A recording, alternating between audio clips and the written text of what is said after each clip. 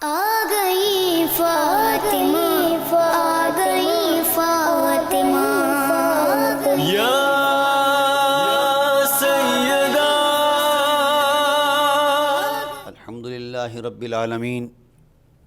والعاقبۃ للمتقین والصلاۃ والسلام علی سید الانبیاء والمرسلین والصلاۃ والسلام علی آباء سید الانبیاء والمرسلین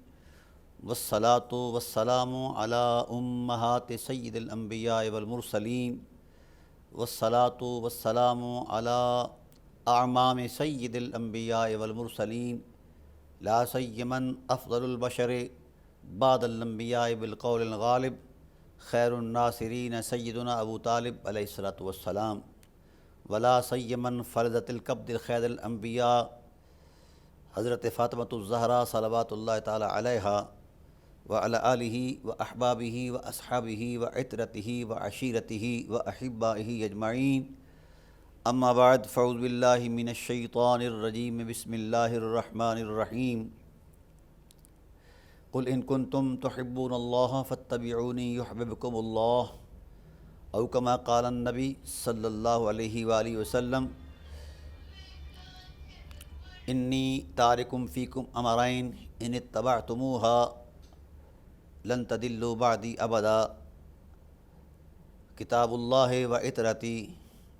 او کما قال اللہ تعالی فی کلام مجید و فرقان الحمید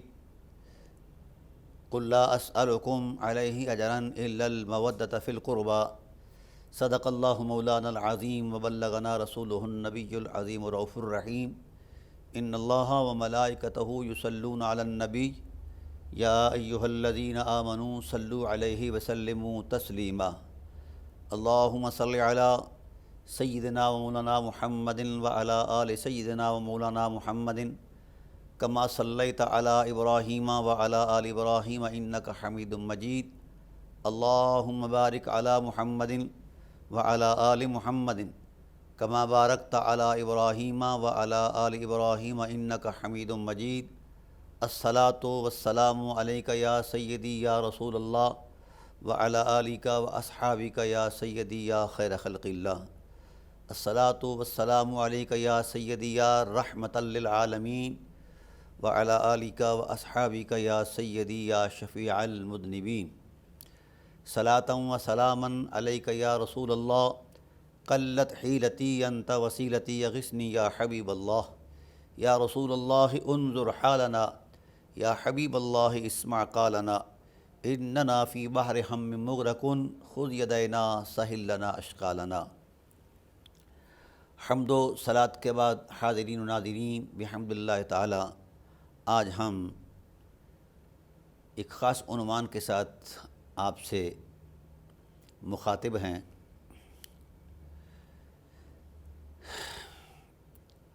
سیدہ فاطمۃ الزہرا صلوات اللہ تعالی علیہا و علی بالہا و ابنیہا و ابیہا، ان کی حضور رحمت میں ہم اپنی نیاز محبت کو نظر کرنا چاہتے ہیں۔ ان کے یہ ایام ولادت ہیں اور ہم چاہتے ہیں کہ ان کی شخصیت کے جو انفرادی احوال ہیں وہ امت مسلمہ کے سامنے رکھیں تاکہ عالم نسوانیت کے اندر ایک اسوہ نور کی نشاندہی ہو جائے اور عالم نسوانیت میں جتنے بھی نفوس ہیں یا آنے والے ہیں وہ اس ذات والا صفات کے اسوہ رحمت کے نور میں ڈھل کر اپنی زندگی کی عظمتوں کو پائیں اور اپنی زندگی کی حقیقت سے آشنا ہوں۔ تو ہماری گفتگو کا ایک تسلسل ہوگا انشاءاللہ العزیز۔ ہم 10 دن اسی حوالے سے گفتگو کریں گے اور بالخصوص اس گفتگو کے اندر جو بطور خاص عنوان ہے وہ ہے عصمت فاطمۃ الزہرا اور قرآن عظیم۔ اس عنوان سے متعلق ایک شناسائی پیش کرتا جاؤں کہ حالیہ دور کے اندر کچھ اہل علم نے، مدعیان اہل علم نے حضرت فاطمۃ الزہرا صلوات اللہ تعالی علیہا کی عصمت کا انکار کیا اور کچھ سخت الفاظ کہے، میں انہیں دہرانا بھی گناہ سمجھتا ہوں۔ تو پھر مسکین نے اللہ تعالیٰ کی توفیق سے یہ طے کیا کہ ہم نفس عصمت پر تحقیق کریں اور سیدہ فاطمۃ الزہرا کی عصمت کے بابت قرآن و سنت کا جو اصولی مواد ہے وہ پیش کریں۔ تو اس حوالے سے بھی الحمدللہ تعالیٰ فقیر نے کتاب لکھی ہے، عصمت فاطمۃ الزہرا اور قرآن عظیم 600 صفحات پر مشتمل ہے۔ انشاءاللہ العزیز بہت جلد وہ منظر عام پر آ رہی ہے، اور چونکہ اس کے مبادیات کا بیان کرنا ضروری تھا، اور میں اللہ تعالیٰ کی بارگاہ میں دعا کرتا ہوں کہ رحمت عالم صلی اللہ علیہ وآلہ وسلم کی مقدس عصمت کی برکت سے ہماری اس حاضری کو بارگاہ رحمت میں شرف قبول فرمائے، اور سیدہ زہرا صلوات اللہ تعالی علیہا کی عصمت کے خلاف جو اٹھنے والا ایک دھواں ہے اس کو اللہ تعالیٰ اپنی قدرت کے نور سے بجھا دے، اور وہ حقائق امت کے دلوں کی روشنی بنا دے جو اس کے ہاں متعین بھی ہیں اور معلوم بھی ہیں۔ بہرحال مجھے افسوس ہوا کہ جن نفوس قدسیہ پر ایمان لانا واجب ہے، آج ان نفوس قدسیہ کو ہم اپنی بحث و تمیز کا نشانہ بنائے ہوئے ہیں۔ جن نفوس قدسیہ پر درود بھیجنا ایمان کی رونق ہے، روح ہے، اور قبولیت دین اور قبولیت نماز کی ضمانت ہے، آج ہم انہی نفوس قدسیہ پر بحث و تمیز کا بازار گرم کیے ہوئے ہیں، اور اب اپنے ذہنی اختراعی مذاہب کی تشکیل میں ان کی شخصیات کو مخصوص نقطہ نظر کے تسلسل میں بیان کر رہے ہیں۔ جہاں کسی کے مسلک نے لکیر کھینچی ہے،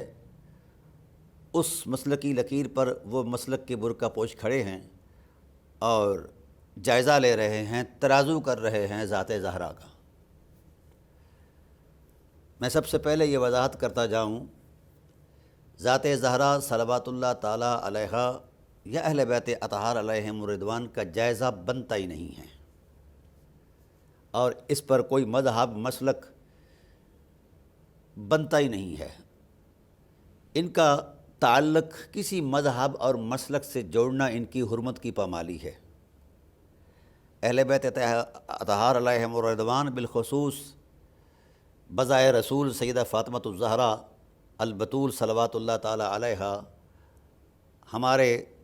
خلائی، فضائی، ہوائی مذہبوں کی تراش خراش سے ان کا مقام بہت بلند ہے۔ میں اس لیے ان لفظوں کے ساتھ ان مذہبوں کو خلائی، فضائی، ہوائی کہہ رہا ہوں کہ ان مذہبوں کے پس منظر میں کوئی دلیل کوئی نہیں کسی کے پاس۔ تو جو مذہب بلا دلیل تشکیل دیا گیا ہو اور استقراء کیا گیا ہو، وضع کیا گیا ہو، اس کی قطعیت کی جب تک کوئی مجسر دلیل نہ آئے تو پھر اس پر یقین کرنا، اعتماد کرنا یہ غلط ہے۔ امت اسی لیے ٹوٹ گئی کہ بنائے ہوئے یہ مسلکی بت امت کے دلوں میں رکھ دیے گئے، اور انہی کی محبت کو حق قرار دیا گیا۔ یہ بے اعتدالی لوگوں کی ذاتی ذہنی تراش خراش ہے، نہ اللہ کے سادہ قرآن میں اس کی کوئی گنجائش ہے، نہ ذات رسول صلی اللہ علیہ وسلم کے فرمان حدیث پاک کے اندر اس کی کوئی گنجائش ہے۔ میں یہ عرض کرنا چاہتا ہوں، امت اگر امت کی حرمت میں رہنا چاہتی ہے اور امت کی شرافت میں رہنا چاہتی ہے تو ان مذہبی مسلکی بتوں کو توڑ دے اور اس دائرہ حرمت میں آ جائے جس دائرہ حرمت کی لکیر اللہ نے اپنی الوہی شان سے اور رسول اللہ نے اپنی نبوی شان سے بیان فرمائی ہے۔ تو جب ہم اس حوالے سے گفتگو کریں گے، یقین کریں گے، تو اب فساد نہیں رہے گا، کیونکہ اصل دین ہمارے سامنے ہے۔ یہ حجرہ ساز ملا اعظم کا تراشا ہوا تصور دین ہمارے سامنے نہیں ہوگا۔ جب تک امت حجرہ ساز ملا کے تصور دین میں رہے گی تب تک امت میں نہ وحدت کی عظمت آ سکتی ہے، نہ اخلاق کی حرمت آ سکتی ہے، اور نہ ہی کوئی بیداری آ سکتی ہے، نہ ہی یہ اسلام کے لیے کوئی مفید عمل ہے۔ اس لیے یہ وقت آپ اپنی دکانداری چمکانے کا نہیں، وقت کی حساس نزاکت تقاضا کر رہی ہے ہم دامن رسول اور دامن اہل بیت رسول میں پناہ لے لیں، اسی میں عافیت ہے۔ اور حضور نبی کریم صلی اللہ علیہ وسلم نے انہی حالات کو مد نظر رکھتے ہوئے امت کو یہ درس دیا تھا، الا ان عیبتی التی آوی الیہا اہل بیتی، لوگو ہوش سے سنو، میں جس وقت اپنی وسعت رحمت کو دیکھتا ہوں تو ساری کائنات میری رحمت کے دامن کے اندر پناہ لیتی ہے، اور جب مجھے پناہ کی ضرورت ہوتی ہے تو میں غاروں میں فضاؤں میں پناہ نہیں لیتا، اہل بیت نبوت کے دامن میں پناہ لیتا ہوں۔ تو جو نبوت کے لیے پناہ گاہ ہوں، تو جہاں نبوت ہے وہیں اسلام ہے، تو اسلام کے لیے بھی وہ پناہ گاہ ہیں۔ تو گویا دامن فاطمۃ الزہرا صلوات اللہ تعالی علیہا اسلام کی بھی پناہ ہے، نبوت کی بھی پناہ ہے، اور امت کی بھی پناہ ہے۔ حضور نے یہ اسوہ دیا ہے۔ تو اتنی بڑی حرمت کا تصور ہم مذہبی تصورات جو ہم نے خود تراشے ہیں، خود استقراء کیے ہیں، اس کے پیچھے دلیل ہی کوئی نہیں ہے۔ میں یہ اس لیے بات دہرا رہا ہوں، اس کے پیچھے دلیل کوئی نہیں۔ مثلا انکار عصمت ہی کو لے لیں، جس دور کے اندر حضرت فاطمۃ الزہرا صلوات اللہ تعالی علیہا کی عصمت کا انکار ہوا ہے، یہ قیامت سے کم نہیں ہے۔ جب حرمتیں پامال ہوں، اسی کو قیامت کہتے ہیں۔ ویسے یہ بات ذہن میں رہیں کہ میرے سبجیکٹ کے اندر آپ کو انشاءاللہ العزیز تحقیق کے اندر یہ ساری چیزیں نظر آئیں گی۔ یہ میرا جملہ یاد رکھا جائے کہ عصمت حضرت فاطمۃ الزہرا صلوات اللہ تعالی علیہا کے لیے باعث عظمت نہیں ہے، بلکہ حضرت فاطمۃ الزہرا کا پیکر رحمت جو ہے یہ عصمت کی بہار ہے، اور عصمت کا وقار ہے، عصمت کی عظمت ہے، بلکہ وجود عصمت کا طبعی محسوس ایک احساس ہے۔ ان کو اگر عصمت میں بطور حوالہ پیش نہ کیا جائے تو اس لفظ عصمت کا تصور صرف خیال آرائی تک قائم رہے گا، اس سے آگے نہیں جا پائے گا۔ عالم نسوانیت کے اندر یہ مریم زماں حضرت فاطمۃ الزہرا صلوات اللہ تعالی علیہا جو ہیں اپنی حرمت میں عصمت میں اتنی بلند ہیں۔ اس لیے میں بارہا مرتبہ اہل علم سے گزارش کرتا رہتا ہوں کہ ماحول کی صورتحال کا جائزہ لو اور آنے والے حالات کو سامنے رکھ کر فیصلے کرو اور دین بیان کرو۔ تو دین تو یہ کفر تو آپ کی اپنے وحدت کو پارا پارا کرنے کے لیے تلا ہوا ہے، اور آپ کفر کے اعلی کار بن کر امت کو پارا پارا کرنے کا کردار ادا کر رہے ہیں۔ عصمت فاطمۃ الزہرا کے انکار کی کوئی صورت تو بتا دی جائے۔ روئے کائنات کے شرق اور غرب کے اہل علم کو فقیر چیلنج کرتا ہے۔ میری عادت نہیں کہ میں چیلنج کرتا پھروں، لیکن یہاں میرے ایمان کی مجبوری ہے۔ روئے کائنات شرق اور غرب کے تمام مفکر مسلم جو جس بھی نقطہ نظر سے تعلق رکھتے ہیں، فقیر یہ چیلنج کرتا ہے کہ آپ ایسا کریں، سیرت زہرا صلوات اللہ تعالی علیہا کا مطالعہ کر کے کسی ایک ایسے رویے کی نشاندہی کر دیں جو خلاف عصمت ہو، تو قیامت تک کائنات کا کوئی شخص حضرت زہرا صلوات اللہ تعالی علیہا کی عصمت کے خلاف ایک حرف بھی نہیں ثابت کر سکتا۔ تو جب آپ کے پاس عصمت زہرا پر مشتمل کوئی دلیل ہی نہیں، تو آپ کے خیالوں کی اس دھویں دار فکری نوعی صورت پر کون یقین کرے گا جو آپ نے گھر بیٹھ کر تراشی ہے۔ تاہم گزارش یہ کرنا چاہتا ہوں تمام امت سے، میرے مخاطب وہ لوگ ہیں جنہوں نے دل سے کلمہ پڑھا ہے، روح سے کلمہ پڑھا ہے، جنہوں نے مشرق کا برقع نہیں پہنا، مذہب مشرب کے جناب والا وہ ثناخوان نہیں، صرف اللہ اس کے رسول کی عظمت اور حرمت کے ثناخوان ہیں، میں ان سے مخاطب ہوں۔ میں یہ عرض کرنا چاہتا ہوں کہ سیدہ کائنات صلوات اللہ تعالی علیہا کا معاملہ ہو، اہل بیت کا معاملہ ہو، وہ مذہبی مصنوعی تصورات سے بلند ہیں، حضرت زہرا صلوات اللہ تعالیٰ علیہا کا جو مقام ہے وہ مذہب سے تعلق ہی نہیں رکھتا، وہ فطرت سے تعلق رکھتا ہے، بلکہ معراج فطرت ہے، عظمت فطرت ہے، وقار فطرت ہے۔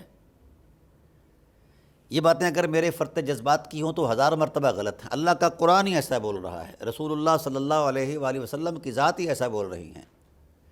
تو پھر جب اللہ اور اس کے رسول کی عظمتیں اس بات کی گواہی دے رہی ہیں کہ ان کا معاملہ مذہب سے نہیں متعلق بلکہ فطرت اور اللہ تعالیٰ کی مشیت سے متعلق ہے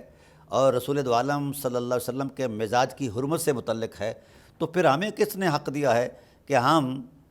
اللہ اور اس کے رسول کی مشیت سے ہٹ کر اپنے تراشے ہوئے تصور دین پر زور دیں اور لوگوں کو قائل کریں کہ جو ہم کہہ رہے ہیں یہی حق ہے؟ میں آج کل یہ دیکھ رہا ہوں کہ ہر مکتبہ فکر نے ایک ٹھیکہ اٹھایا ہوا ہے اور ایک تراشا ہوا تصور دین لے کر بازار میں مارکیٹ میں آیا ہوا ہے اور اسی کو سچائی کا معیار سمجھ رہا ہے۔ تو پھر اس اعتبار سے 72 سے زائد اس وقت جو ہیں افکار موجود ہیں حضور صلی اللہ علیہ وسلم کی نشاندہی کے مطابق، تو ہر فکر دوسری فکر کو جھٹلا رہی ہے۔ تو بطور ثبوت اسلام کی حرمت کا، اسلام کی عظمت کا کوئی حوالہ ہی کوئی نہیں ہے اس وقت اس دور کے اندر، تو پھر ہر ایک نے دوسرے کو جھٹلایا ہوا ہے، تو ہم سب اس اعتبار سے باہمی ایک دوسرے کو جھوٹ کہہ چکے ہیں، تو سچ کہاں ہے؟ اس لیے میں امت سے گزارش کرتا ہوں کہ آپ ایسے لوگوں کے ساتھ وابستگی چھوڑ دیں جن لوگوں نے دین کو محض نظریہ ضرورت کی بنیاد پر استعمال کیا ہے، ان مخلص لوگوں کے ساتھ وابستہ ہو جائیں جو مخلص ان حرمتوں کی تکریم میں اپنے آپ کو پیش کر رہا ہے۔ تاہم آج ہم چاہتے ہیں کہ سیدہ صلوات اللہ تعالیٰ علیہا کا وہ مقام جو قرآن کریم نے بیان فرمایا ہے اس کی طرف امت کو لے چلیں، اور میں امید کرتا ہوں اللہ تعالیٰ کی رحمت سے کہ اگر امت کو یہ مضمون سمجھ آ گیا تو یقیناً فرقہ پرستی کے بتوں سے ہم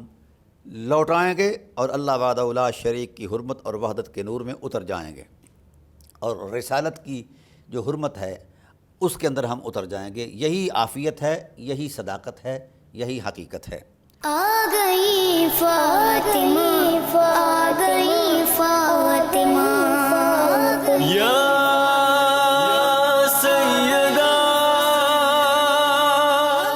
آ گئی فاطمہ، آ گئی فاطمہ، یا سیدہ۔ میری اس تمہیدی گفتگو کے بعد ہم نے اب جائزہ لینا ہے قرآن کریم کی روشنی کے اندر۔ بڑی معروف آیت کریمہ ہمارے علماء اہل سنت خاص کر یہ پڑھتے ہیں، اس کے اندر اپنی خطبات کے اندر، اپنی تقاریر کے اندر بڑی معروف آیت کریمہ ہے، ان اللہ و ملائکتہ یصلون علی النبی یا ایھا الذین آمنوا صلوا علیہ وسلموا تسلیما۔ بے شک اللہ اس کے فرشتے درود بھیجتے ہیں نبی پر، اے ایمان والو تم بھی درود و سلام کے نذرانے پیش کرو۔ یہ بڑا معروف سا معنی ہے۔ اب ہم چاہتے ہیں کہ مقام زہرا کو قرآن کے آئینے میں دیکھیں کہ زہرا کہاں ہیں، وہ مذہب کے تنگ خولوں کے اندر ہیں یا مشیت الہی کے وسیع کائنات کے اندر ہیں، یا مزاج رسول کی حرمت کی ایک گواہی ہیں، شہادت ہیں۔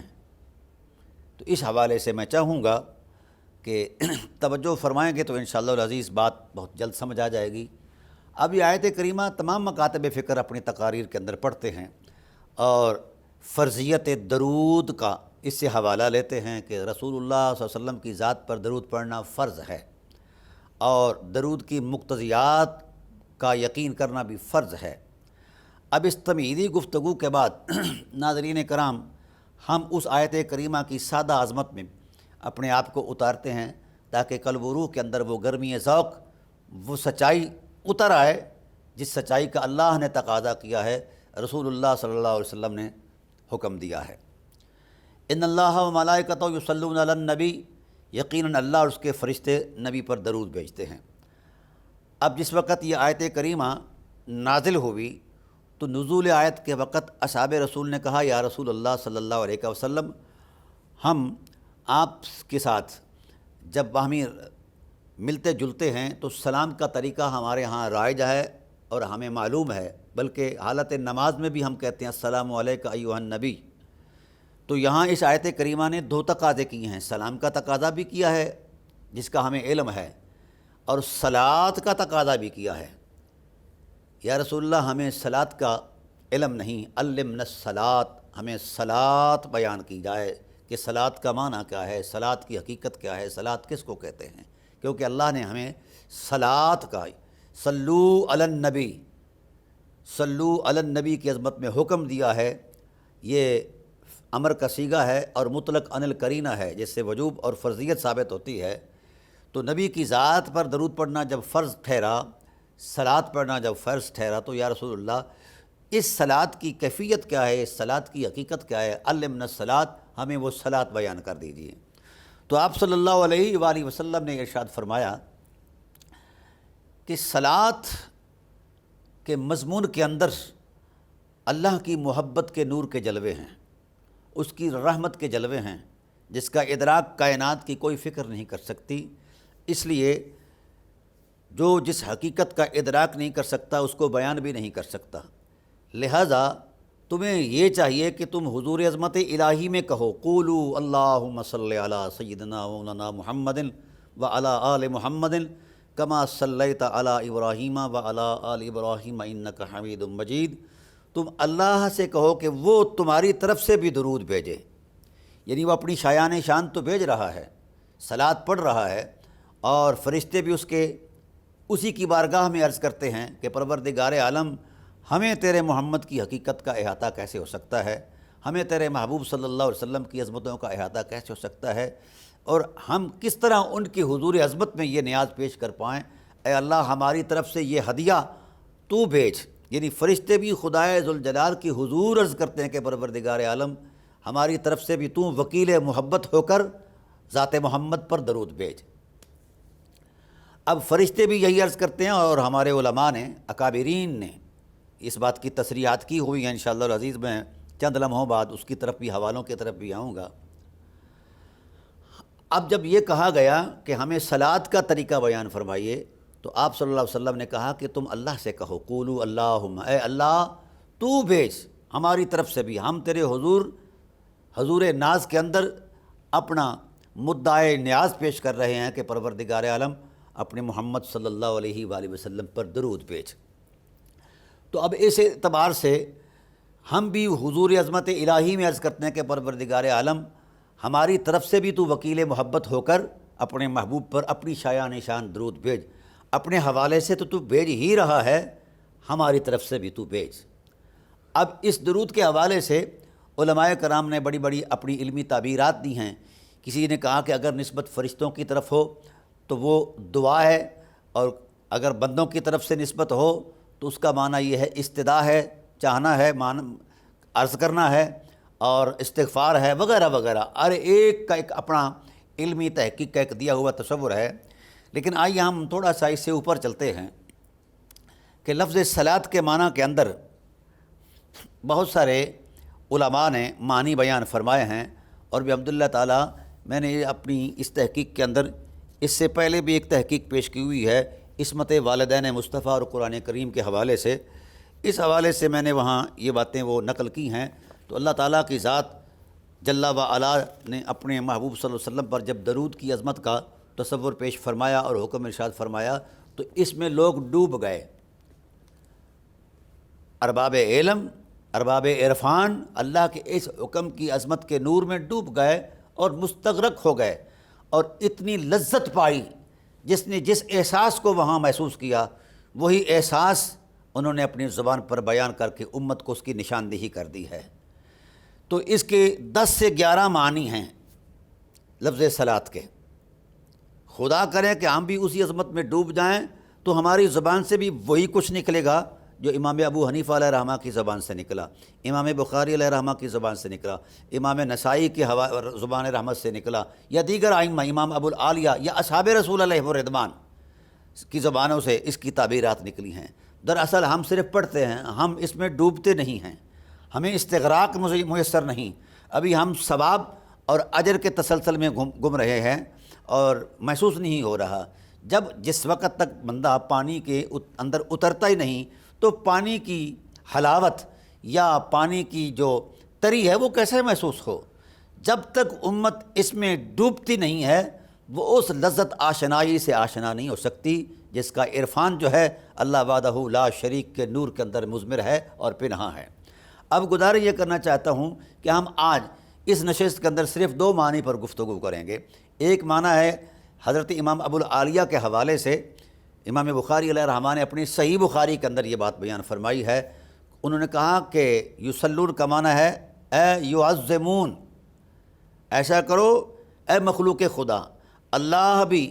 اپنے محبوب صلی اللہ علیہ وسلم کی عظمتوں کو بیان کرتا ہے اور فرشتے بھی عظمت رسول میں رتب اللساں ہیں اور بیان کر رہے ہیں اور حضور کی نعتیں اور عظمتیں بیان کر رہے ہیں۔ اے ایمان والو، اگر لذت ایمان چاہتے ہو، حلاوت قلب و روح کے اندر اللہ کے جلووں کی ایک معرفت چاہتے ہو تو تم بھی اسی عظمت میں اتر کر عظمت رسول کے گن گانے شروع کر دو، یہی دین ہے۔ ایک معنی یہ ہے۔ امام ابو حنیفہ علیہ الرحمہ سے پوچھا گیا کہ یہاں یصلون کا معنی کیا ہے؟ تو بہت بڑے مقتدر امام ہیں اور مجتہد مطلق مانے گئے ہیں، ان کا اجتہاد آج بھی اپنی نور بیضیاں فرما رہا ہے۔ تو امام ابو حنیفہ علیہ الرحمہ نے کہا کہ جب تک میں اس لذت سے آشنا نہیں ہوتا تب تک میں اس کا معنی بیان نہیں کروں گا۔ تو امام ابو حنیفہ علیہ الرحمہ نے کامل استغراق کے ساتھ جب اس نور رحمت کے اندر، نور محبت کے اندر، نور حرمت کے اندر جب غوطہ لگایا تو جس وقت اس استغراق کے بعد اپنی کیفیت پر واپس آئے تو اس وقت فرمایا کہ میں نے جو معلوم کیا وہ لغت کے اعتبار سے بھی درست ہے،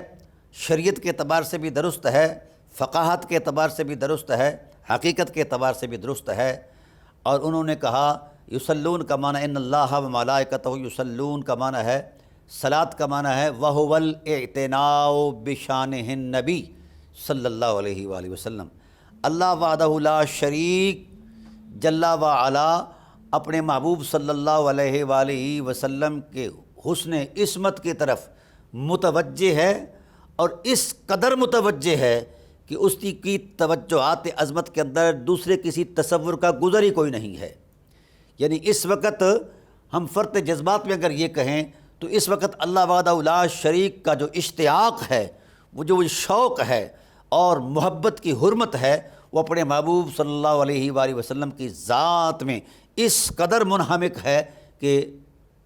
نظم کائنات کے بابت بھی اس نے مدبرات امر کو کہا ہے، فالمدبرات امرا، نظم کائنات کا تانا بانا، اے مدبرات امر تم چلاؤ۔ ہم اس وقت مصروف محبت ہیں اور مصروف پیار ہیں، ہم اپنے محبوب صلی اللہ علیہ وسلم کی ذات کی طرف متوجہ ہیں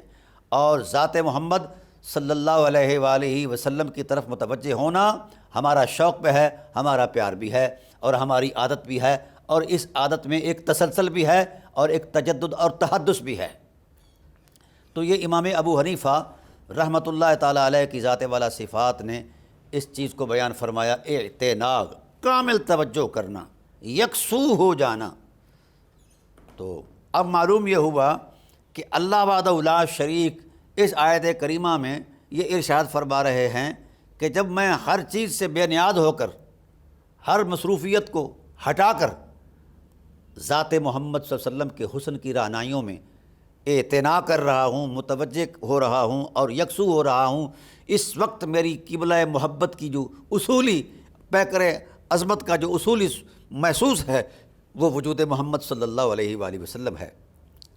تو اب اس اعتبار سے یہ طے ہوا کہ اللہ اپنی کامل توجہات کا قبلہ ذات محمد کے بنائے ہوئے ہے اور اس کے فرشتے بھی اسے یہی گزارش کر رہے ہیں کہ پروردگار عالم، ہم کیا حیثیت رکھتے ہیں کہ تیرے محبوب صلی اللہ علیہ وآلہ وسلم کی طرف اعتناء کر پائیں، کہاں ان کے حسن کی لطافت اور کہاں ہماری نگاہیں۔ پروردگار عالم ہماری طرف سے بھی ہماری درخواست ہے کہ اس محبت کو دربار رسالت میں پیش کر دینا۔ تو اسی طرح فرمایا یا ایھا الذین آمنوا، اللہ نے بھی یہ فرمایا، یعنی ذات وحدہ لا شریک جو خالق کائنات ہے وہ بھی یہی فرما رہا ہے، یا ایھا الذین آمنوا صلوا علیہ وسلموا تسلیما، ایمان والو بس تم بھی مستغرق ہو جاؤ ذات محمد صلی اللہ علیہ وسلم میں اور اس کے کمالات کے اندر ان کی عظمتوں کو بیان کرو۔ اب دو معنی بیان ہوئے، ایک اعتناء کا معنی، دوسرا عظمت کا معنی۔ اور اعتناء کے معنی میں کامل یکسوئی ہے، اور عظمت کے معنی میں ہے صرف اعتناء کر کے وہیں خاموش نہیں رہنا، جو دیکھتے ہو اس عظمت اور حرمت کو بیان بھی کرتے رہنا ہے اور اس پر یقین بھی کرنا ہے۔ تو گویا اب یہ دونوں معنی اس اعتبار سے باہم مربوط ہو جاتے ہیں کہ کامل اعتناء بھی جاری ہے، اور یہ اللہ وحدہ لا شریک کی عادت ہے، اور سید عالم صلی اللہ علیہ وسلم کی عظمتیں بیان کرنا، ان کا یقین کرنا، یہ اللہ وحدہ لا شریک کی مشیت ہے۔ اب اعتناء اور عظمت، اب اس میں بھی ایک تسلسل ہے۔ اللہ تعالیٰ نے ارشاد فرمایا وَلَلْآخِرَةُ خَيْرٌ لَكَ مِنَ الْأُولَىٰ، حبیب جب سے ہم نے آپ کو وجود بخشا ہے تب سے لے کر ہر لمحے آنے والے ہر احساس میں ہم آپ کی عظمت کا ایک نیا منظرنامہ پیش کرتے ہیں، اس کو عظمت وجود بھی دیتے ہیں اور اس کی پذیرائی بھی اپنی قدرت کی زبان سے بیان کرتے ہیں۔ تو یہ اس وقت کی بات ہے جب وقت بھی کسی اکائی میں نہیں تھا، جب وقت بھی کسی اکائی میں نہیں تھا، تو کتنے لمحات گزرے ہوں گے، گردش ایام کے تسلسل سے بھی پہلے یہ عالم امر کی باتیں ہیں، کیونکہ اس کے لیے ٹائم پیریڈ کا کوئی تصور موجود نہیں، نہ کسی حدیث کے اندر موجود ہے اور نہ کسی آیت کے اندر موجود ہے۔ تو یہ وقت کی اکائیوں سے بھی پہلے اللہ اپنے محبوب کے حسن کے جلووں پر اعتناء فرماتا رہا اور ان کی عظمتوں کو بیان بھی فرماتا رہا، بڑھاتا بھی رہا، اور یہ قیام قیامت تک تسلسل جاری رہے گا، اور قیام قیامت کے بعد عبدالآباد تک یہ جاری رہے گا۔ اس کی مشیت رحمت عالم صلی اللہ علیہ وآلہ وسلم کے حسن کے ساتھ وابستہ ہے، پیوست ہے، اور اللہ وحدہ لا شریک کا محبوب ان عظمتوں سے گزر رہا ہے، اور اس کی تصدیق رسول اللہ صلی اللہ علیہ وسلم کے اصحاب نے بھی فرمائی ہے۔ آ گئی فاطمہ، آ گئی فاطمہ، یا سیدہ، آ گئی فاطمہ، آ گئی فاطمہ، یا سیدہ۔ اب یہ جو بیان عرض کرنا چاہ رہا ہوں کہ جس ذات والا صفات کا تقدس وہاں سے شروع ہوا جہاں وہاں کے تعینات کا تصور ہی نہیں، امکان ہی نہیں ہے، اور وہاں تک رہے گا جہاں وہاں یہاں تک کہ سارے تصورات کے دائرے سمٹ جائیں گے، مٹ جائیں گے۔ تو اب اندازہ کر کے کوئی شخص صاحب علم بتا دے کہ کہاں سے کہاں تک کیا ہے۔ اسی لیے مولانا احمد رضا خان بریلوی علیہ الرحمہ نے فرمایا کہ ارے کمان امکان کے جھوٹے نقطوں، تم اول آخر کے پھیر میں ہو، محیط کی چال سے تو پوچھو کدھر سے آئے کدھر گئے تھے۔ تبارک اللہ شان تیری، تجھی کو زیبا ہے بے نیازی، کہیں تو جوش لن ترانی، کہیں تقاضے وصال کے ہیں۔ حجاب اٹھنے میں لاکھوں پردے، ہر ایک پردے میں لاکھوں جلوے، اسی کے جلوے اسی سے ملنے اسی سے اس کی طرف گئے تھے۔ یہ کامل استغراق کی دولتیں ہیں۔ مذہبی تصورات تو جوڑ توڑ کے علاوہ کچھ بھی نہیں سکھاتے، کبھی رسول کو ادھر کھڑا کر دیتے ہیں، کبھی ادھر کھڑا کر دیتے ہیں، کبھی نور بنا دیتے ہیں، کبھی بشر بنا دیتے ہیں، کبھی اپنے جیسا بنا دیتے ہیں۔ یہ مذہبی تصورات ہیں۔ اب اس پر جو خدائے ذوالجلال نے تسلسل بیان فرمایا ہے، یہ قرآن کریم کا اپنا اسلوب بیان کر رہا ہے۔ یہ جملہ انا سے شروع ہوتا ہے، اور انا جملہ اسمیہ کی شناخت ہے، اور جملہ اسمیہ کا خاصہ اور جو صفاتی معنی ہے وہ یہ ہے کہ جس عمل میں تسلسل ہو، جس عمل میں تسلسل ہو، کبھی بھی رکاوٹ نہ ہو، اس کو استمرار کہا جاتا ہے۔ تو اللہ وحدہ لا شریک اپنی الوہی شان کے ساتھ اپنے محمد پر اعتناء فرما رہا ہے اور آپ کی عظمتوں کو بیان کر رہا ہے، بڑھا رہا ہے پورے تسلسل کے ساتھ، اور الوہی تسلسل کے ساتھ، جس میں لمحہ بر کے لیے بھی کہیں کوئی بلاکچ نہیں آتی، رکاوٹ نہیں آتی، بلکہ اس نے تو یہاں تک کہہ دیا ہے لا تأخذہ سنۃ ولا نوم، اس عمل میں نہ میں اونگتا ہوں نہ میں سوتا ہوں۔ بلکہ سانس لینے کے آوارے سے بھی اللہ ذات وحدہ لا شریک اپنی حرمت میں بلند و بالا ہے، وہ تمام ان چیزوں سے بلند ہے جن سے ہم وابستہ ہیں، تو وہ اپنی الوہی شان کے ساتھ اس حرمت کو بیان کر رہا ہے، اس عظمت کی طرف اعتنا کر رہا ہے، اس حرمت کے تقدس کو بڑھا رہا ہے۔ اب اس جملہ میں فعلیہ بھی ہے، یصلون علی النبی، یہ فعلیہ جملے کی ترکیب ہے، تو فعل کا معنی ہوتا ہے تجدد اور تحدث، جملہ فعلیہ کا خاصہ ہے۔ نئی اور نکھری بات، یعنی اللہ تعالیٰ اپنے محبوب صلی اللہ علیہ وسلم کی عظمت اور حرمت میں جب بھی بات کرتے ہیں تو وہ روایتی بات نہیں کرتے، ہر لمحے نئی شان بیان کرتے ہیں، اور قرآن کی آیات اس پر گواہ ہیں۔ اللہ تعالیٰ نے ارشاد فرمایا کل یوم ہوا فی شان، میں ہر دن کے اندر ایک اپنی شان کا اظہار کرتا ہوں۔ وما تکون فی شان وما تتلو منہ من قرآن وما تعملون من عمل الا کنا علیکم شہودا، میرے حبیب آپ کو ہم نے ہر لمحے نئی شان سے نوازا ہے۔ تو ناظرین کرام، اب یہاں یہ بات آ گئی، ہم نے لفظ صلاۃ کا ایک جو معنی ہے، جو اصولی معنی ہے، وہ ہم نے بیان کر دیا ہے۔ اب آئیے ہم لفظ صلاۃ کے معنی سے آگے چلتے ہیں۔ جب یہ طے ہے کہ عظمتیں بھی بیان کرتا ہے اور تسلسل کے ساتھ بیان کرتا ہے، اعتنا بھی کرتا ہے، کبھی دوسری طرف نگاہ پلٹ کر بھی نہیں دیکھتا، کامل اعتنا کے ساتھ، اور یہ قرآن کریم کی شہادت ہے، تو اب اس تصور میں جب ہم غور کریں گے تو پھر مقام زہرا محسوس ہوگا، مقام زہرا محسوس ہوگا۔ عصمت بہت چھوٹی ہے مقام زہرا سے۔ میں آپ کو ایک مثال پیش کرتا ہوں۔ ہو سکتا ہے یہ میرا جملہ آپ کو اجنبی لگا ہو کہ مقام زہرا کا اس حوالے سے کیا تعلق ہے، تو میں پہلے وہ تعلق عرض کرتا جاؤں۔ مقام زہرا کا یصلون کے معنی سے تعلق کیا ہے؟ جب آیت اترتی ہے تو سید عالم صلی اللہ علیہ وآلہ وسلم ارشاد فرما دیتے ہیں کہ درود کا حکم آ گیا۔ اصحاب رسول نے کہا جہاں پناہ عالم علمنا الصلاۃ، ہمیں صلاۃ کا طریقہ بیان کیجیے۔ تو آپ نے کیا کہا؟ طریقہ، تعلق اس آیت سے، یعنی معنی آیت کو نبوی زبان بیان کر رہی ہے، وحی کے معنی کو صاحب وحی متعین کر رہے ہیں۔ کہہ کیا رہے ہیں؟ معنی آیت کی عظمت میں، کیونکہ آیت سے ہی متعلق سوال کیا گیا تھا، آیت سے ہٹ کر تو سوال ہی نہیں۔ جب آیت اترتی ہے تو اصحاب نے کہا یصلون کا معنی بتا دیجئے، علمنا الصلاۃ، ہمیں صلاۃ بیان کر دیجئے۔ تو آپ نے معنی آیت کی عظمت میں بیان فرمایا قولوا اللہم صلی علی محمد۔ یہاں تک اگر آپ رک جاتے تو جملہ مفید تھا، اور قرآن کریم کا مقتضا بھی مکمل تھا۔ علی النبی کا ٹائٹل جو جب آ گیا تو پھر اس پر بحث بنتی نہیں ہے۔ لیکن قربان سرکار دو عالم صلی اللہ علیہ وآلہ وسلم کی نبوی بصیرت پر آپ کے دل میں جو القاء تھا، جو نور وحی کی جو روشنی تھی، اس روشنی میں ارشاد فرمایا کہ یہاں معنی مکمل نہیں ہوتا، معنی اس سے آگے بھی ہے۔ فرمایا قولوا اللہم صلی علی محمد وعلی آل محمد وعلی آل محمد۔ یہ بات بڑی قابل غور ہے۔ اگر جملہ مفید جہاں ہو جاتا، مقتضائے کلام الہی مکمل ہو جاتا، تو سید عالم صلی اللہ علیہ وآلہ وسلم یہاں رک جاتے۔ فرمایا وعلی آل محمد، آل محمد۔ تو آل محمد بھی معنی درود میں شامل ہے اور لفظاً معنی شامل ہیں۔ تو جب معنی درود میں وہ حقیقتیں شامل ہیں تو جتنا اعتنا اللہ نے محبوب پر فرمایا ہے، جس طرح اعتناء خداوندی کا قبلہ ذات محمد رہی ہے،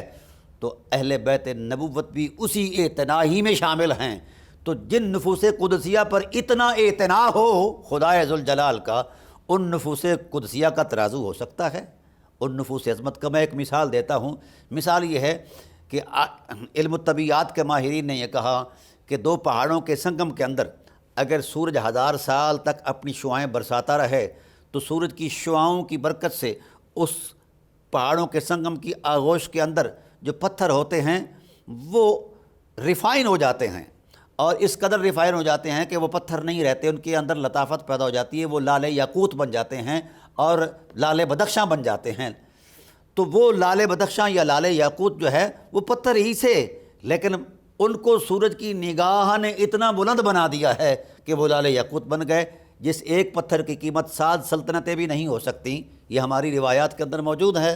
اب آئیے یہاں میں یہ نقطہ عرض کرنا چاہتا ہوں کہ اگر یہی علم الطبیعیات کی ہی صورت کو سامنے رکھا جائے تو اب یہ معلوم ہوگا کہ اگر سورج 1000 سال تک اعتناء پتھر پر فرمائے تو اس کی کمیت کیفیت بدل جایا کرتی ہے، وہ پتھر سے لال بن جایا کرتا ہے۔ یہ سورج کی آنکھ کا فیضان ہے۔